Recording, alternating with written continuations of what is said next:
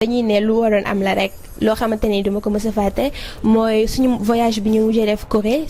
du Sud bi ma sama passeport bi réeree affaire boobu dafa nu bës bu mag waaw Dakar ku nekk di wax Facebook yi dugg na fi génn fi mais loolu empêché wu moon ma voyager parce que après dafa nañ ma passeport d'urgence ci même jour bi ma continuer ak ñëpp mais loolu dafay en fait daf lay ramener les pieds sur terre nga xam ne des fois day am ay imprévus yoo xamante ne nii waajaloo xalaatoo ko woon wala genre yooyu noonu